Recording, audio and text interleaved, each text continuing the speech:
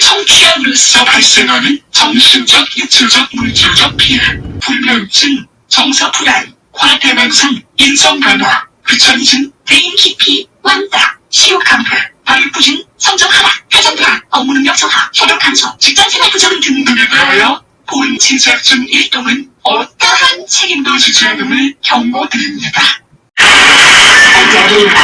모든 사람들이 악플 바이러스에 감염, 수많은 악플에 면역이 된 단 한 명의 가수가 살아남는다.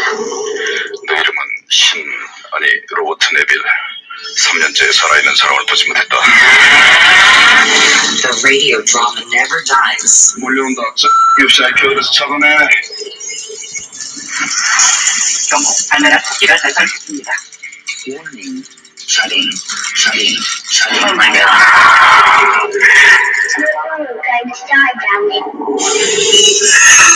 Coming soon. 레지던트, 악플. Ghost Pictures.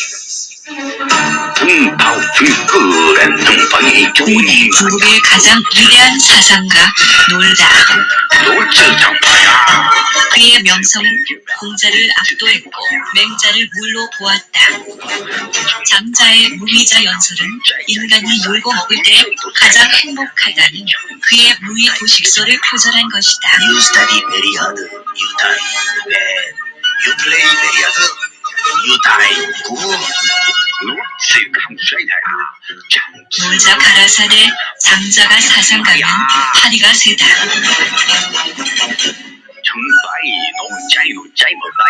하지만 그는 놀고 먹느라 단 한 권의 저서도 남기지 않았기에 그의 사상은 훗날 제자인 먹자, 자자, 하자에 의해 집대성되었으니 그것이 바로 놀경이다. 놀자의 34대 기승자, 놀교 교주 신해철이 전하는 주옥 같은 이야기. 놀경.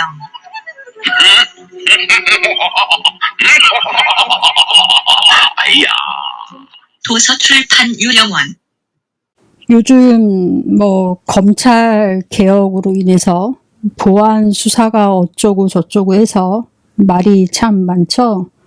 그리고 민주당 내부에 공천으로 인해서 돈을 받았네 안 받았네 의원들 이런 말이 참 많아요. 그런 거는 접어두고라도 CCTV는 이제 수사를 통해서 밝혀질 거는 밝혀질 것이고, 검찰 부분에 대한 법리 부분은 제가 과거 영상에서 형법 총론부터 시작을 해서 형사소송법부터 시작을 해서 제가 헌법까지 해서 제가 또 전공 분야이기도 하기 때문에 과거 영상을 찾아보시면은 이미 어떤 부분을 개선을 해야 하고 무엇이 문제이고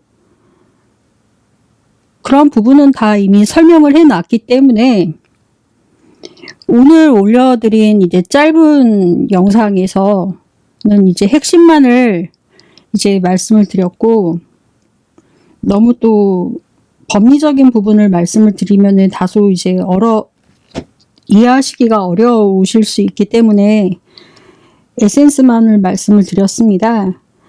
그리고 이제 오늘 드리고자 하는 이야기는 이제 제가 철학 전공을 할 때 비트겐슈타인의 이제 논리 철학 논거로 인해서 전기 철학으로 이제 논문을 썼는데요. 전기 철학뿐만 아니라 이제 후기 철학까지도 공부를 해서 이제 논문을 썼는데요.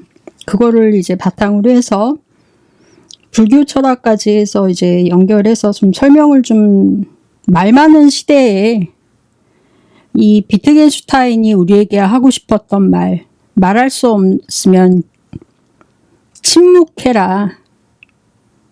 말할 수 없는 것에 대해서 침묵해라에 대해서 말을 좀 그 말이 어떤 것을 의미하는 것인지에 대해서 좀 설명을 좀 해드리기에 앞서 그래도 우리가 이재명 대통령님의 지지 채널 아닙니까? 중도 보수 채널이기도 하지만 또 이재명 대통령님의 또 시시비비를 가리기 위한 레드팀 아닙니까? 뭐 조국혁신당 조국 대표는 자기가 레드팀이라고 하는데 웃기지 마시라. 레드팀은 지지를 하면서 레드팀을 하는 것이지 비판하기 위한 레드팀은 아니다. 그런 건 레드팀이 아니지. 조국 대표님, 당신은 레드팀이 아니야. 자질을 갖추지 못했어. 그냥 당신은 비난을 하기 위한 비난이야. 레드팀은 그런 게 레드팀이 아니라고. 무슨 말인지 알겠습니까? 당신은 레드팀 아니니까 레드팀 같은 소리 하지도 마. 어디서 레드팀이래? 개똥 같은 소리를 하고 있어. 아휴, 별 진짜 꼴뚜기가 뛰니까 망둥이도 같이 뜁니다. 별 꼴 같지 않은 소리 하고 있습니다. 그래서 이재명 대통령님이 중국에 이어서 일본까지 다녀오셨지 않습니까? 여러분도 잘 아시겠지만. 잘 하셨어요. 잘 하셨는데 쓴소리 한마디 하고 또 넘어갑니다. 아유 진짜. 그래서 일단 일본 다녀오신 거, 중국 다녀오시고 그런 거 얘기 좀 한번 싹 훑고 한번 지나가 볼까 합니다.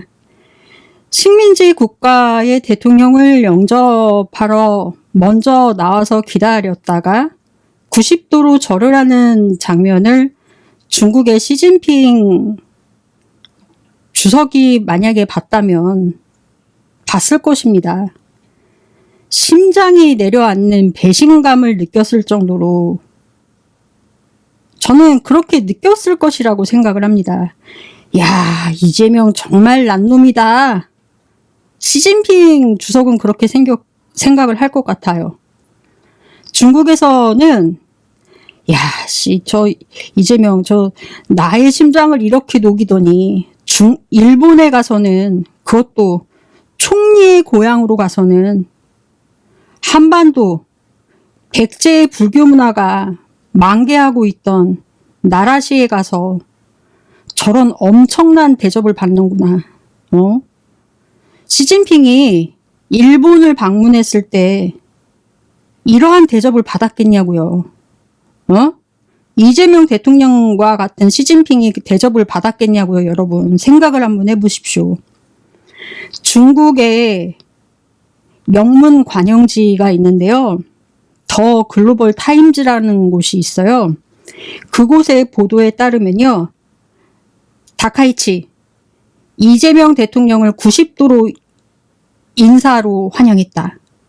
다카이치 웰컴 투 이재명 위드 19 글로바바우. 이 얼마나 배가 아팠으면 제목을 이렇게 달았는지 모릅니다. 그럼에도 이재명 대통령은 한중일 관계의 중요성을 강조했고요. 다카이치 총리는 너무 웃겼어요. 한일 관계를 강조함으로써 서로 다른 관점의 차이를 보였다고 이렇게 이 보도지가 이간질을 했습니다. 완전한 이것은 이간질이었어요. 이재명 대통령은 지금 당장은 아니지만 중국과 일본의 문제에 대해서도 사태가 심각해지면 언제라도 중재할 것 같은 가교 역할을 할 것이다 라는 뉘앙스의 인터뷰를 남겼습니다. 이재명 대통령은 이분은 말이죠. 아주 숨 쉬는 것까지도 외교적입니다. 사실 이번 해외 방문의 경우는요. 전임 총리와의 약속으로부터 이루어졌어요. 그렇기 때문에 일본을 먼저 방문하는 것이 맞습니다. 순서상으로 놓고 봤을 때 중국보다. 그런데 중국을 먼저 갔습니다. 이 중국을 먼저 가서는 시진핑을 극진하게 모셨습니다. 이 극진하게 모시는 거를 이 트럼프 시샘을 불러오게 만들고, 그러면서 동시에 다카이치의 시샘도 동시에 불러오는, 이렇게 어쩌다 보니 이렇게 됐거든요. 이 이재명 대통령은 시샘 외교가 돼버렸다. 제가 봤을 땐 시샘 외교가 됐다. 중국에서 샤오미로 셀카 찍고 시진핑 내외에 간과 쓸개를 다 빨아먹고 와서는 이번엔 또 일본으로 갑니다. 네?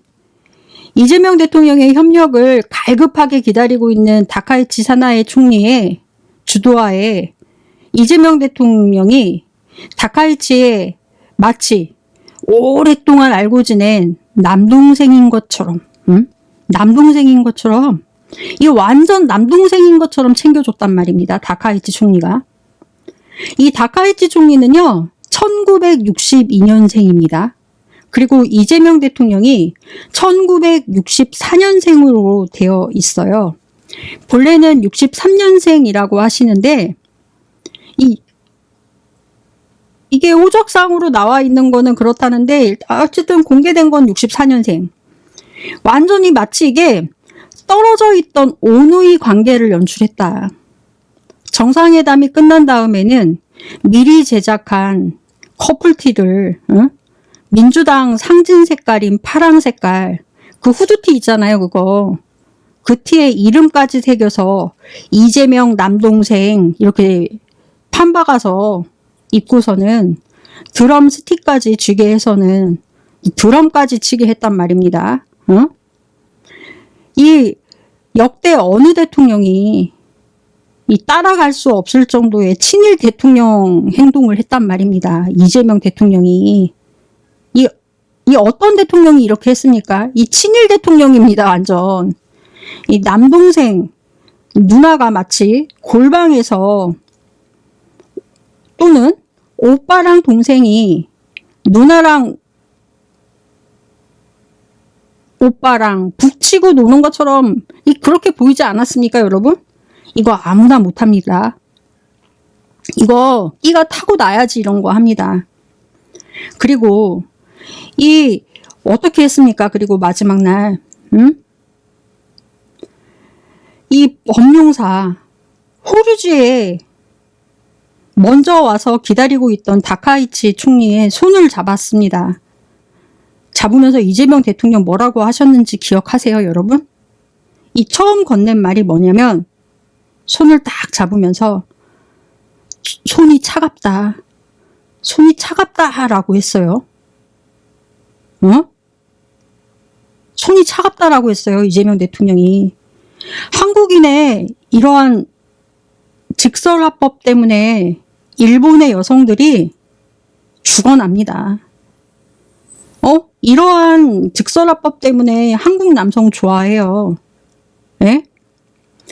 이게 참 웃기는데, 대한민국 남성이요, 대단히 일본적이면서도 전통적인 여성상, 일본의 여인들 있잖아요. 일본의 전통적인 여성상이 엄청나게 이제 교양 있고 각별하고 세심하고 부드럽고 이러한 여성상이에요. 외모를 떠나서. 그러한 일본의 여성들을 만나고 그러한 여성들을 보고 나잖아요. 그러면은 한국의 여성들은 굉장히 발랄하면서 어떻게 보면은 털털하고 좀 이렇잖아요. 그냥 좀 덤벙덤벙 대기도 하면서, 저도 한국인이지만 좀 완전히 달라요. 그런 걸 좀 보고 나면은 한국인 남자들이 봤을 때는 한국인 여자들은 무서워. 어떻게 보면은 좀 무섭다고 느낄 정도라고 합니다. 그런 반면에 일본인 여성들은 한국의 이런 남자들의 이런 직설화법 엄청나게 좋아하고, 일본인 남성들은 한국의 이런 여성상들 굉장히 좋아한다라고 합니다. 이 여자들, 일본의 여성상들은 굉장히 순종적이면서 섬세하고 부드러운 이런 거 있잖아요. 이런데 한국 여성들은 발랄하고 이러면을 굉장히 이제 반대로 좋아한다라고 합니다. 이재명 대통령 손이 차갑다. 그 박력. 이 심장을 녹아버리게 한다라는 것입니다. 이 일본 남자들 그런 거 없다. 녹아든 거죠, 이제. 일본 총리가 그 한마디에 녹아들어서, 범용사. 이 호류지에 아주 안내원이 돼서는 설명을 해줬다. 거기 안내원도 있었을 텐데, 이 총리가 안내원이 돼서 설명을 해줬다는 것입니다. 이것은 백제에서 온 것이고, 막 이렇게 설명을 해줬어. 이재명 대통령이 문화적 자부심을 갖도록 이재명 대통령이 이제 계속 자부심을 갖도록 설명을 해줬어요. 그러니까 그냥 이재명 대통령이 떠나기가 뭐 하니까 이재명 대통령도 멈칫멈칫거리면서 막 이렇게 있는데 차를 탔단 말입니다. 그러니까 이렇게 차가 속도를 내기가 좀 애매하니까 이게 창문을 조금 내렸어.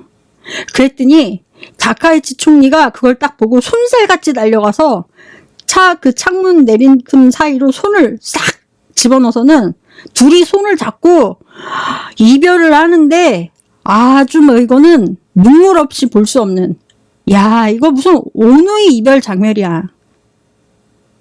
야, 이 장면을 이제 시진핑도 봤을 것이고, 트럼프도 봤을 것이고, 러시아의 푸틴도 봤을 것이고, 김정은도 봤을 것이고,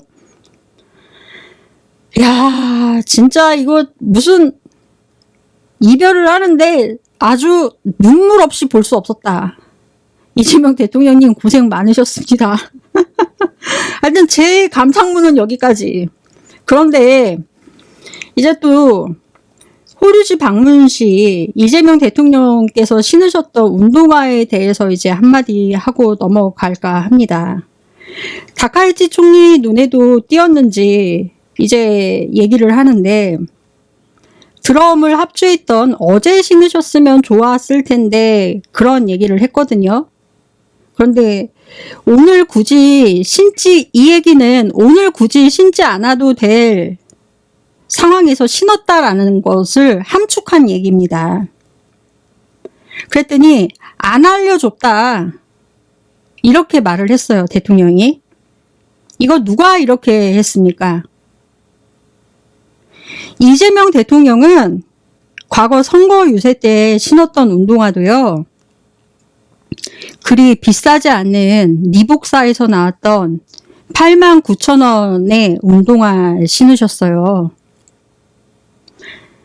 이 참모진이 굳이 신지 않아도 될 상황에서 오버해서 운동화를 신게 했던 상황이었습니다.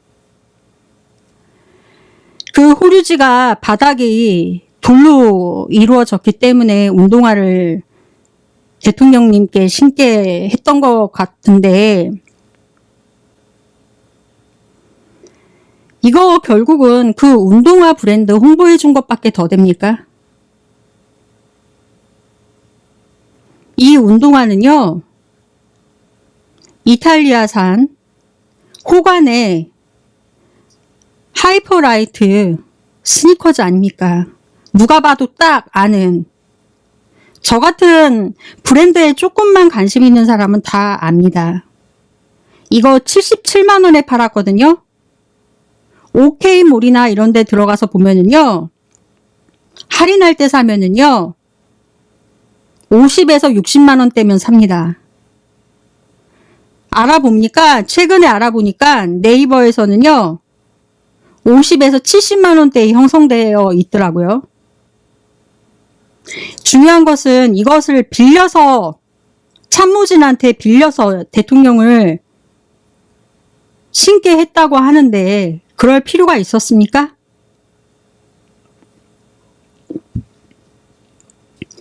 대통령의 복장은 무엇이 어떻게 작동이 되고 관리가 되는지를 보여줄 정도로 그 의미가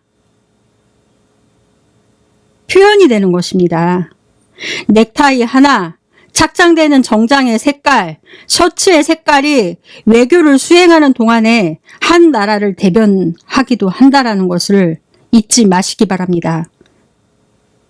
대통령의 복장은 비공식 대화까지도 포함한 연속적인 과정임을 인식하시길 바랍니다. 그리고 운동화라는 것은 정상들에게는요, 신지 않습니다. 문화적 배경을 고려했을 때 운동화는 거의 신지 않는다라는 게 통상적이라는 것을 잊지 마시길 바랍니다. 브랜드가 있기 때문에 그게 상식이라는 것입니다. 여기 있는 나도 아는데 어찌 그거를 모를까? 애티튜드를 좀 갖추십시오. 그런 것 때문에도 지지율이 깎인다. 상식이 없으니. 그리고 한마디 드립니다. 김혜경 여사님 한복 입으시는 거 좋습니다. 그 개량 한복식으로 우리나라 그 일반 한복 있잖아요. 그 한복 입으셨으면 합니다. 그 중전 한복 입고 이렇게 좀 저고리가 긴 한복, 그 한복 말고 그 일반 치마 저고리 입으시고 차라리 그 위에다가 차라리 그 뭐지? 갑자기 생각이 안 나네. 한복에 그 짧은 저고리를 입으시고 기존에 그냥 그런 저고리를 입으시고 그 중전마마 같은 그 저고리는 안 입으셨으면 하는 바람이 듭니다. 바람이 들고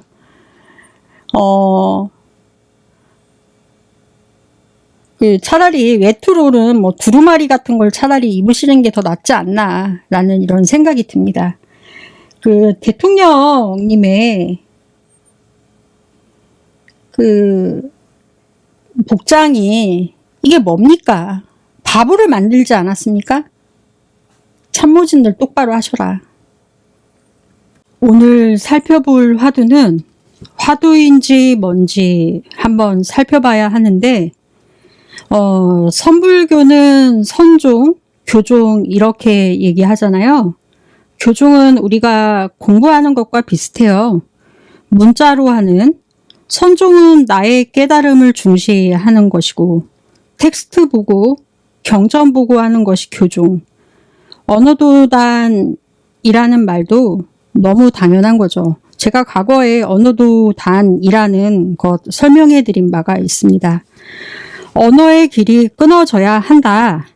언어의 길이 제일 발달할 때가 언제일까요? 이 과거에 제가 또 설명해 드린 바가 있는데 연애할 때죠. 연애할 때. 막 카톡 보내고 문자 쓰고 그거 할 때 아닙니까? 제일 예민할 때고 이 표현할 방법이 그거밖에 없으니까 제일 발달할 때입니다. 내 마음을 표현해 줘야 하기 때문에. 그러다가 이제 진짜 친해지면 어때요? 진짜 친해지면 말 많이 안 합니다. 손잡고 걸어가거나 안아주거나 그러잖아요. 언어의 도가 끝났다. 언어의 길이 끝났다라는 것은 그만큼 가까워졌다라는 것이고 이제 좋은 것입니다. 그런데 우리는 이 언어의 길이 끊어졌다라는 것이 말도 안 된다라고 생각을 합니다. 언어도 말도 안 된다. 이 모순되는 거다. 이런 것. 화두를 볼 때 그거 아시죠, 여러분? 한 번쯤 들어보셨을 것입니다. 이 매달린 절벽에서 손을 뗄 수 있는가? 이 손 떼실 수 있으세요? 매달린 절벽에서? 이 손 뗄 수가 없죠. 손 뗄 수가 없다라는 거예요. 손 떼기가 힘들죠. 이 내가 매달려 있다라고 생각을 하고 있는 겁니다. 절벽인데 죄송합니다. 매달려 있다라고 생각을 하면 손을 못 떼요. 그런데 거기가 핵심은 거기가 절벽이 아니다라는 것입니다. 그런데 그 사람을 설득시킬 수가 없어요. 야, 절벽 아니야. 그거라도 괜찮아. 이 회사 같은 데서도 힘들게 하고 구박하고 갑질하고 그러면 그만두면 되잖아요. 그런데 이 회사가 아니면 나 죽어. 아니면 나는 못 나와요. 절대 그만 못 둬요. 그리고 그 남자랑 그 여자랑 이혼해도 된다고. 헤어지면 돼요. 뭐 사실은 폭력을 행사하든 언어 폭력을 반복을 해도 폭력은 폭력이니까. 그런데 나는 죽을 것 같아. 전국에 이혼한 사람이 얼마나 많은데요. 회사 그만둔 사람이 얼마나 많은데요. 그런데 이 매달린 절벽으로 느껴진다? 손 놓으면 죽는다라고 느껴진다라는 것입니다. 이 얘긴 지금 상황이 매달린 절벽으로 느껴지는 것이 문제인 것이라는 것입니다. 항상 그래요, 사실은. 오늘 전해드릴 얘기는 불교의 일반론이라고 그래야 되나? 이 시다르타 정신이라고 그래야 되나요? 이러한 것과 관련된 이야기를 좀 해보려고 합니다. 오늘은 이 기묘하게 풀어야지 뭐 이런 것이 아니라 처음에는 모순되어 보이기는 하지만 이 난해하기도 하지만 알고 보면 너무 쉬운 뭐 그런 느낌? 뭐 그렇지만 좀 덜한 이 화두입니다. 무무관 25칠 삼자설법. 앙사나상이 미륵부처가 있는 곳에 가서 세 번째 자리에 앉는 꿈을 꾸었다. 그곳에 있던 어느 부처가 나무 망치로 받침대를 치며 말했다. 오늘은 세 번째 자리에 있는 분이 설법을 하겠습니다. 앙사나상은 일어나 나무 망치로 받침대를 치며 말했다. 대승의 불법은 네버 구절 떠나 100가지의 잘못을 끊는다. 분명히 들으시오. 분명히 들으시오. 여기서 소승, 대승, 내구절을 떠나서 100가지의 잘못을 끊는다. 뭐 이것만 알면 되는 거잖아요. 뭐 이것은 사실 인터넷에 검색하면 다 나와요. 인터넷에. 뭐 구글 검색만 하면 다 나오는데 불교에서 말하는 4가지 구절은 뭘까요? 뭐 이렇게 하면 다 나옵니다. 그런데 이게 화두일 수는 없죠. 이것이 우리를 이제 딜레마에 빠지게 하지는 않아요. 그런데 왜 이걸 했을까? 왜 이거를 했을까? 이거를 이제 생각을 해봐야 된다. 뭐 스토리 구성은 꿈속에서 앙상이라는 스님이 미륵부처가 있는 곳에 갔어요. 그곳에 갔는데 모여있는 사람들이 모두 깨달음을 얻은 사람들입니다. 그들 가운데 세 번째에 앉았다라고 하잖아요. 여기서 부처는 불교에서는 내 삶의 주인이 되는 사람을 모두 부처라고 합니다. 그래서 불교는 내가 부처가 되는 겁니다. 내가 스스로 부처가 되는 거예요. 이래서 이제 산에 가잖아요. 이제 절이 산에 보통 있잖아요. 그래서 산사에서 하산하고 갈 때, 하산할 때 여러분이 절에 올라가서 절에서 내려올 때 뭐라고 말씀들 하십니까? 여러분들께서 하시는 말씀 있잖아요. 이렇게 할 때. 성불하세요, 성불하세요. 이렇게 하시는 거 보신 적 있으시죠? 뭐, 실제로 뭐, 절이 있는 산을 못 가 보신 분 혹시 계신가요? 뭐, 그렇다고 손쳐도 TV 같은 데 보시면 성불하세요 이런 거 한 번쯤은 보셨을 것입니다. 그러잖아요. 성불하라. 그 말의 뜻 혹시 아세요? 그 말의 뜻이 뭔지? 아시는 분들도 계실 겁니다. 그 성불하세요 라는 말의 뜻은 부처되라고 하는 말입니다. 부처가 되라. 성불하세요 라는 말은 깨달음을 얻어서 내 삶의 주인이 되는 게 곧 이 불을 붙는 것과 같아서 제가 예전에도 말씀드린 바가 있을 거예요. 이 불 붙는 거, 내 삶의 등불, 동백나무에 불이 붙는 것과 편백나무에 불이 붙는 것과 어떻게 불이 같을 수가 있느냐. 나무의 종류마다 불이 붙어지는 속도도 다르고 이 불이 붙어져서 불의 색깔이 다 다르다. 하지만 불은 같은 불이다. 내가 나의 불을 펑 하고 붙였을 때 내 삶에 내 불은 내가 스스로 뗄 수 있는 내 불이 붙여진 거예요. 내 불은 내가 붙였어. 나의 불은. 그런데 내 불은 내가 불을 붙였기 때문에 남의 불을 빌릴 필요가 없어요. 그쵸? 내 불을 내가 붙였기 때문에.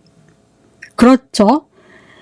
내가 스스로 붙인 나의 이 불빛으로 아직 불빛이 안 켜진, 아직 깨닫지 못한, 내가 내 삶의 주인인 것을 아직 모르는 사람들을 당분간 이 사람들을 내가 미리 킨 나의 이 불빛에 의지해서 그 밝음을 나의 불빛에 의지해서 나아갈 수 있게끔, 비춰줄 수 있게끔, 나아갈 수 있게끔 등불이 되어줘라. 내가 만약에 소나무예요. 그래서 소나무 불빛으로 등불 노릇을 한다라는 것입니다. 그 불빛을 나의 소나무 등불의 불빛의 색깔과 타는 불빛의 속도로 그 불빛을 봤다라고 해서 소나무 불빛이 될 수가 없다. 다 각자 다른 나무이기 때문에. 당신들은 대나무일 수도 있고 전나무일 수도 있고 동백나무일 수도 있고 무궁무진하다. 서로 다른 나무다. 서로 다른 불빛들로 불이 켜져서 이 세상에 수많은 불빛이 비춰져서 있을 때 색깔도 다르고 타는 속도도 다 다르기 때문에 각각 다른 등이라고 한번 생각을 해보자라는 것입니다. 각자의 깨달음이 다른 불빛으로 불이 켜졌을 때 모두가 다 다르다. 응? 나는 소나무니까 소나무만큼 타고 꺼지고 세상의 빛을 비추는 거고, 그대가 대나무면 대나무가 타면서 비춰지는 세상이고, 향도 다르고 대나무가 타는 색깔은 또 다르죠. 그거 까먹으면 안 된다라는 것입니다. 앙상 스님이 깨우친 것은 맞아요. 부처들 사이에 이게 막 껴서 앉아 있었습니다. 세 번째 분이 하셨어요. 그랬더니 이 선불교인데요. 앙사는 선불교의 대표 주자로 참석한 것입니다. 이 불린 문자, 언어에 집착해서 의미를 이해하려고 하고, 이 경전을 쓴 뜻은 무엇일까요? 하고 저자의 마음을 이해하려고 하면 저자한테 마음이 막 이렇게 휘둘리는 겁니다.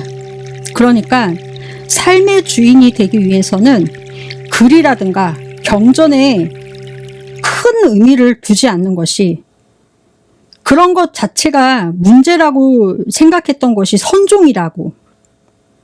우리는 교종이 아니야. 내 앞에 문자를 세워놓지 않아. 분리문자. 그런데 그 앙상이 뭐라고 하느냐. 대승의 불법은 내구정을 떠나서 100가지의 잘못을 끊는다. 이것은 선종의 전통이 아니라 교종의 전통적인 표현입니다. 이 과거에도 제가 한번 말씀드린 적이 있었어요. 나가르주나의 중론. 나가르주나의 중론이 있는데, 이것은 일단 내구절을 부정을 하고 들어갑니다. 내구절. 100가지의 그릇된 것을 없애버린다. 이것을 이제 사구백미라고 하거든요. 중론을 보면은 시작부터 8개를 부정을 하고 출발을 합니다.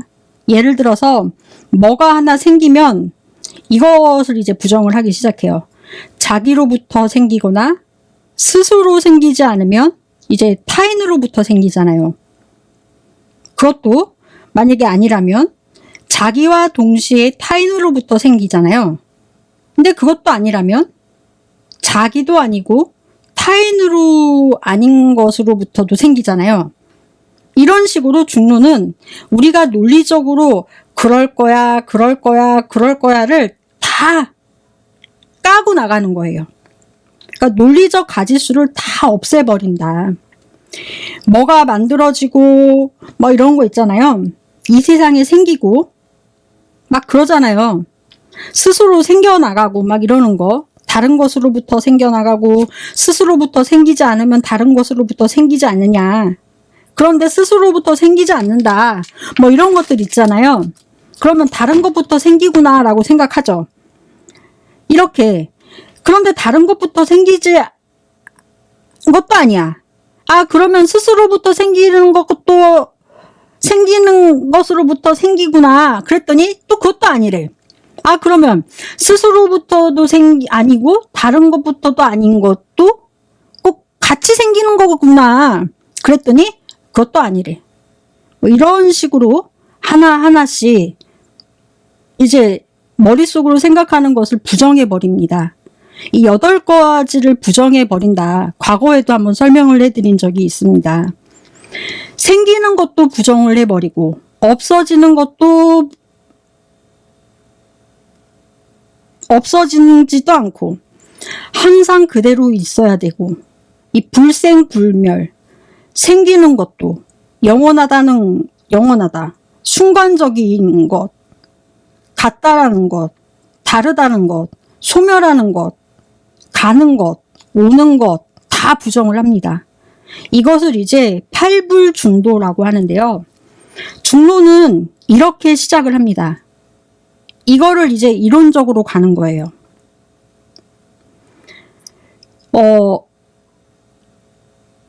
이제 막 검찰개혁에서도 막 뭐라고 얘기하잖아. 이 팔불중도에 맞춰서 한번 해보자. 당신들 할 수 있겠냐고. 그래서 제가 내린 결론이 아까 올려드렸던 영상입니다. 이 팔불중도라고 해도 중론은 이제 그렇게 시작을 해요. 이론적으로 가는 건데, 아직도 저는 이제 과거에도 말씀드렸지만 나가르주나 관련 책은 독일에서 나오든 인도에서 나오든 괜찮은 책은 이제 괜찮은 학자들이 쓴 책은 무조건 다 사요.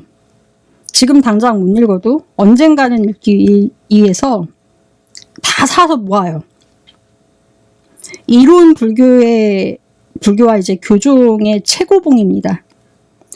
이 책을 이제 궁금하신 분들은 불교 쪽 이제 공부하시거나 이제 책을 읽으시는 분들도 읽으실 수는 있겠지만은, 이 집착하게 되면은 휘둘릴 수도 있고 집착이 생길 수도 있고 그럽니다. 근데 이거 또 매력에 빠지면은 한참 또 사 모으실 수도 있으실 거예요. 그러니까 이게 내구절을 떠나고 100가지 잘못을 끊어야 된다라고도 아까 그랬듯이, 그래서 이제 말했잖아요. 들으시오, 들으시오. 그랬습니다. 끊으면 돼요. 부처가 되는 법입니다. 붓다. 이 시타르타가 침묵하게 된 게 있어요. 말하지 않는다. 이 말하지 않는다가 한자로 무기입니다. 무기. 이 붓다나 나가르주나란다. 이 시타르트가 침묵을 했을까? 왜 침묵을 했는지가 중요한 거다. 침묵과 부정은 다릅니다. 사구를 부정해야 된다라는 것에 기원을 따져보면은요, 이 시타르타가 14가지의 질문에 대해서는 답을 안 합니다. 이 시타르타가 14가지의 질문에 대해서는 답을 안 해요. 그게 사실은 사구의 기원입니다. 예를 한번 들어보면은, 세상은 영원한가? 영원할까요? 여러분, 세상은 영원합니까? 그러면 세상은 영원하지 않습니까? 그러면 세상은 영원하면서 동시에 영원하지 않습니까? 그러면 세상은 영원하지 않거나 영원한 것인가? 이게 이제 사구의 기원입니다. 이것을 이제 따져볼게요. 피냐? 나 피냐? 피면서 동시에 나 피냐? 피기도 하거나 나 피가 아닌 것이냐? 이게 이제 사구잖아요. 이게 생각의 경이라는 이제 경전이 있어요. 자바함경이라는 방대한 경전을 묶은 게 있는데, 이 생각의 경이라는 곳에 이 이야기가 나온다라는 것입니다. 14가지의 질문에 이 시타르타가 침묵을 하셨다. 그러면 우주는, 세계는 한계가 있을까요? 없을까요?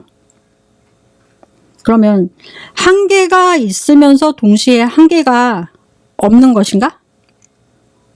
이렇게 질문을 던져봤던 것이죠. 그러면 깨우침이 있는 사람은 죽은 다음에도 존재하는가? 존재하지 않는가?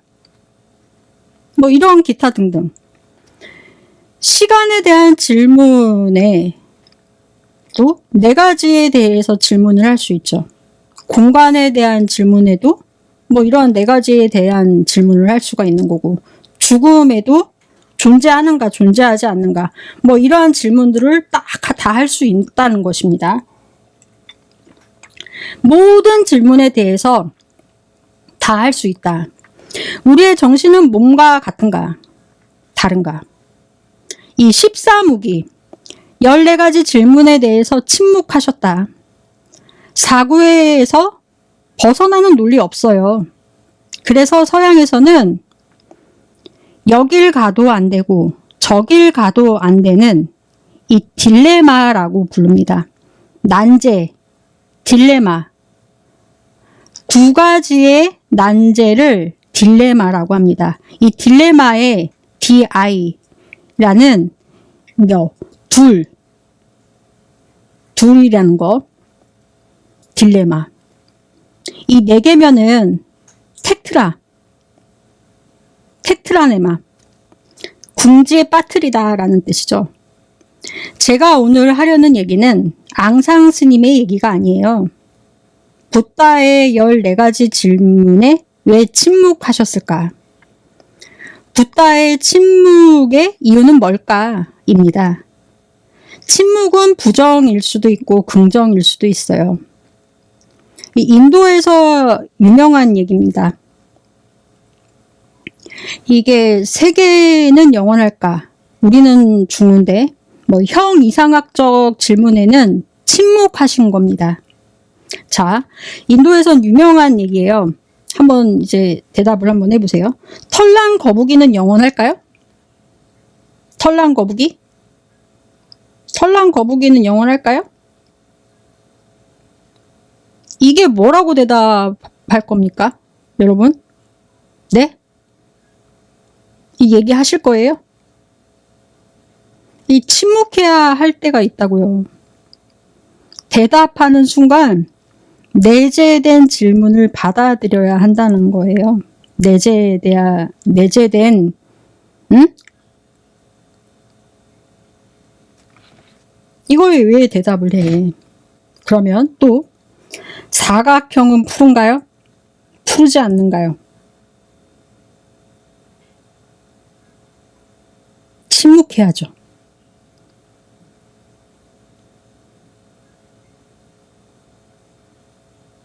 침묵해야지. 그러면 피냐, 나피냐? 피면서 동시에 나피냐? 응? 피기도 하거나 나피가 아닌 것이냐? 여기에 다 넣을 수 있어요. 사각형은 푸른가, 안 푸른가? 우리의 포인트, 사각형에 있단 말입니다.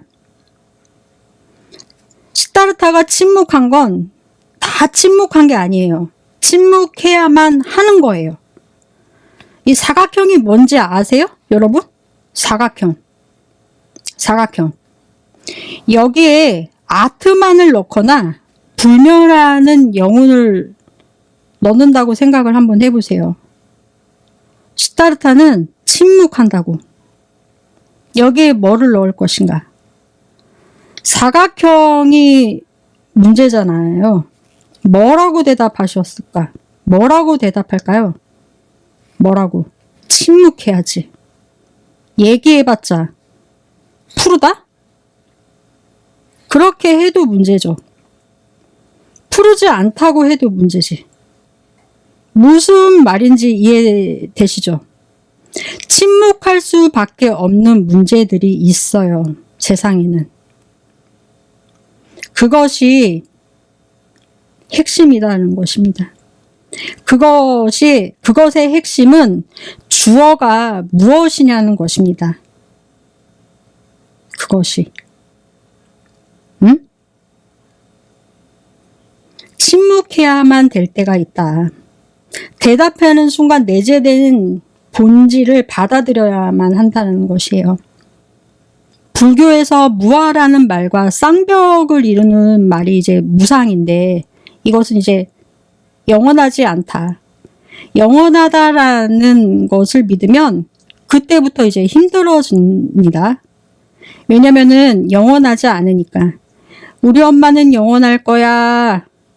우리 사랑은 영원할 거야. 과거에도 말했지만 벚꽃은 영원할 거야 라고 믿으면 믿을수록 벚꽃이 질 때, 우리 엄마가 돌아가실 때 힘듭니다. 그거 알잖아요. 영원하지 않다는 거. 무상을 보게 되면 고통에서 벗어날 수가 있습니다. 고통이 많이 사라져요. 아, 그런 거야. 꽃이 안 지는 게 이상한 거야.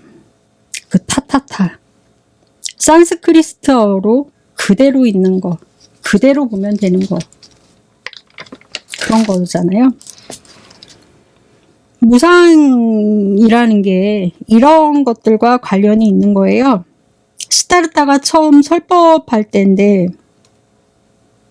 이제 초전법륜경이라고 하잖아요. 법의 수레바퀴를 처음 굴린 제자. 한마디로 첫 제자. 그러니까 시다르타가 처음 이제 강의를 한 거죠. 첫 제자가 거기서 깨달음을 얻은 거죠. 깨달음을 이제 자기의 깨달음을 전달을 했고, 그 첫 제자가 이제 굉장히 중요한 거잖아요. 시다르타가 처음으로 선생이 된 날이기도 하고, 그래서 그 수레바퀴가 구르려면 앞에 어떤 제자가 이제 받아들여서 그 수레가 돌아가고 또 돌아가야 되는 건데, 그 수레를 이끌어줬던, 그 내리막길을 만들어줬던 그 제자가 이렇게 말을 합니다. 이제야 알겠습니다. 이 세상의 모든 것은 무상하다라는 것을, 중요한 것입니다. 이 무아라는 이것도 아트만이잖아요. 영원불면하다는. 자바 함경의 생각의 경이라는 것도 이 시타르타가 아난이라는 제자와 함께 나눈 대화의 내용인데, 제자가 이렇게 질문을 해요. 선생님을 떠나서 혼자 참선을 좀 해야 되겠어요. 이렇게 얘기를 했더니 이 시타르타가 이렇게 얘기해요. 아나나, 내 눈에 이 꽃 보이니? 그랬더니 아난이 네, 그래요. 이 꽃 영원하니 영원하지 않니? 그랬더니 아난이 얘기합니다. 영원하지 않습니다. 무상합니다. 그랬더니 시타르타가 얘기해요. 아나나, 바람 소리 들리지? 그랬더니 아난이 얘기해요. 네. 그 바람 소리 영원하니 영원하지 않니? 그랬더니 무상하니 무상하지 않니? 그러니 이제 아난이 얘기해요. 무상합니다. 이 아름다운 노랫소리도 3분 남았다. 뭐 이 노래 끝났다. 뭐 이렇게 하잖아요, 우리가. 꽃 보이니, 바람 소리 들리니, 이렇게 물어보잖아요. 이 출발을 보셔야 된다. 세상, 우주, 여러분 보신 적 있으세요? 소리 들으신 적 있으세요? 시타르타는 항상 내가 느끼는 세계입니다. 나 아난한테 이제 왜 그걸 강조했겠습니까? 진짜 네가 봤을 때 소리, 꽃, 구름, 사람, 예쁜 새, 아나나 보이니, 들리니, 만져지니, 내 만져져요. 그럼 그건 영원하니, 영원하지 않니, 영원하지 않아요, 무상해요. 그런데 자꾸 참선하러 간다고 얘기하잖아요. 뭘 참선하러 갔을까요? 뭘 참선할까요? 내가 느낀 거, 나 1인칭.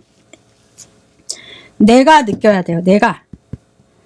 이렇게 느껴야 되는 게 아니라, 사람이 죽으면 영혼은 저 극락이나 영원한 세계로 가. 5만 가지 머릿속에 떠있는 우리가 생각할 수 있잖아요. 털난 거북이. 이 짐승들 생각 안 합니다. 짐승들이 털난 거북이를 어떻게 생각해요? 사람이나 생각하지. 온갖 머릿속에 생각을 한다고. 사각형이 푸른가? 아까 질문 드렸잖아요.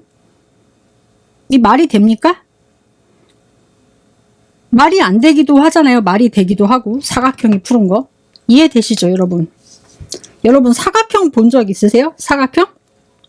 응? 여러분 사각형 본 적 있으시냐고요? 평면 본 적 있으세요? 평면? 없다고요, 평면. 지구상의 평면을 누가 그려요? 평면을. 구겨져 있는데. 선 본 적 있으세요? 선? 점 본 적 있어요? 점 찍는 거. 점 하나 찍는 거. 점 본 적 있으세요? 선의 원리. 길이만 있는 거. 길이만 있는 거. 그걸 어떻게 그려? 글씨 썼어. 이 할 때 이. 아야 어여 이 짝대기 하나 찍 뜯는 거. 글씨 썼어. 자, 한 개. 이거 선인가요? 이 면이지. 점 찍을 수 있나요? 다 있는데? 못해요. 두 점 사이의 거리 직선 거리다. 어떻게 그려요? 지구에서, 지구상에서 지구는 둥근데 머릿속에만 있는 거지. 말이 되는 소리를 해야 말이지. 네 가지 부정이 있다. 영원하냐, 영원하지 않다. 세상은 다 무상해. 이렇게 가르치지 않아요. 시타르타는 아나나, 이 꽃 영원하니 영원하지 않니? 이것이 시타르타의 마음이다. 간혹 이야기하죠. 세상 모든 것은 무상하다고 얘기하시길 해요. 간혹 가다가 경전들의 층위는 굉장히 많습니다. 제자들이 시타르타 말이라고 넣은 것들이 있으니까요. 생각의 경에서는 아난한테 자꾸 물어봅니다. 아나나, 참선하는 것은 뭐 이런 식으로 말을 합니다. 시타르타, 내가 하는 말을 외워서 동굴에 앉아서 외워서 하는 말이 아니야. 내 말로 세상을 보라는 것이 아니야. 내 말을 등불 삼아서 네가 깨달아서 네 말로 네 눈으로 보라는 거야. 아나나, 그래서 참선하는 거야. 1인칭으로 쓰라고. 혼자 앉아서 내 말 경을 외워서 하라는 것이 아니야. 철학자들의 사상을 이나 이념을 외워서 그것 외웠다라고 잘난 척하는 것이 아니다라고. 네 느낌, 네가 본 것, 네가 판단한 것, 그걸로 말하라고. 아나나, 이 꽃 보이니? 이 털난 거북이 보이니? 라고. 시타르타가 물으면요. 털난 거북이 본 적 없는데요? 아나니 그냥 그렇게 말해버리면 끝나버려요. 나머지 붙일 말이 필요 없다라는 것입니다.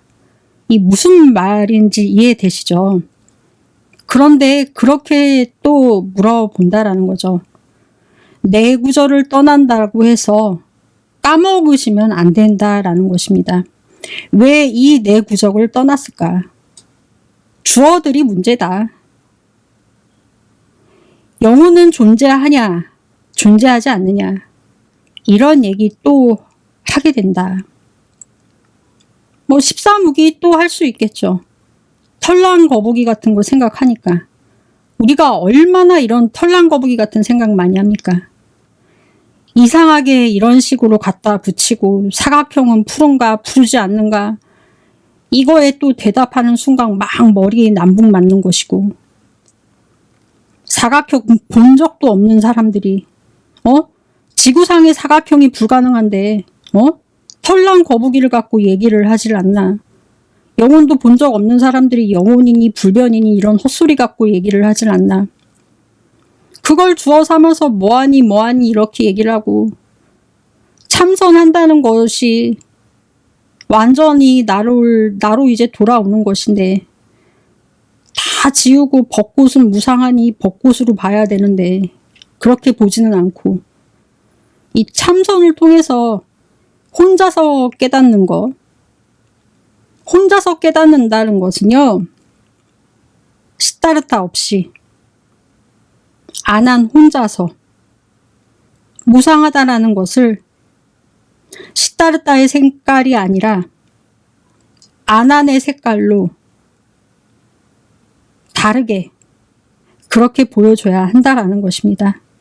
쓸데없는 주어들에 집착하지 말고 온몸으로 느끼지 못하는 것에 대해서 추론하지 마라.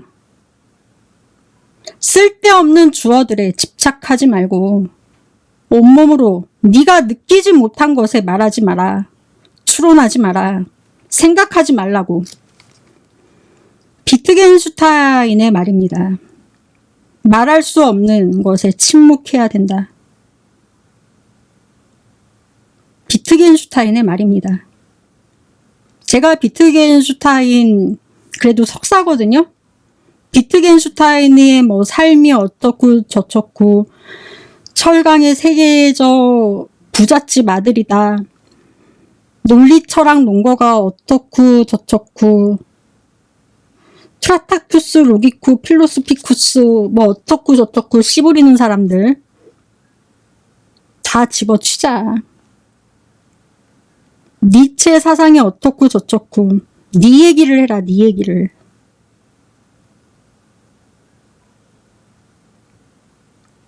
사각형에 대해서 말할 때 우리는 침묵해야 된다고. 물어보지 마요. 사각형이니 뭐니 이런 거 물어보지 마요. 침묵해야 된다고. 침묵. 침묵은 언어를 떠난 것이기도 해요. 언어의 길을 떠나야 돼요. 이야기를 하지 않아요. 비트겐슈타인은 이렇게 얘기합니다. 꼬마가 개미를 밟아서 이제 죽이려고 해요. 그럴 때 옆에서 이렇게 얘기합니다. 꼬마야, 그 개미 영원하니 영원하지 않니? 꼬마야, 개미 보이지? 개미를 막 죽이려고 해. 잡아서. 그러면 그 꼬마가 얘기해요. 영원하지 않아요. 그래, 어차피 죽는단다. 언어는 씁니다. 언어는 써요. 이 보이지 않는 주어, 사람들의 관습적으로 얘기하는 주어에 대해서 이렇게 떠드는 것에 대해서 떠나자라고 얘기합니다. 까먹지 맙시다. 시타르타가 아난한테 보여줬던 거, 비트겐슈타인이 꼬맹이한테 보여줬던 거, 내가 보았던 거, 어쩌면 우리가 보았던 것들에 대해서 언어를 부정한 적 단 한 번도 없었던 것. 아난이 참선하러 갈 때 시타르타가 반복해서 가르쳐 줍니다. 만들어진 소리는 부정하니, 무상하니, 무상하지 않니? 무상합니다. 끝나고 아난 존자는 시타르타를 떠나서 수행하러 갔겠죠. 아난이 뭘 수행했는지 미루어 짐작하죠.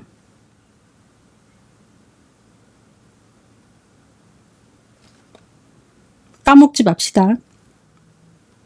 사람들이 관습적으로 이야기하는 주어에 대해서.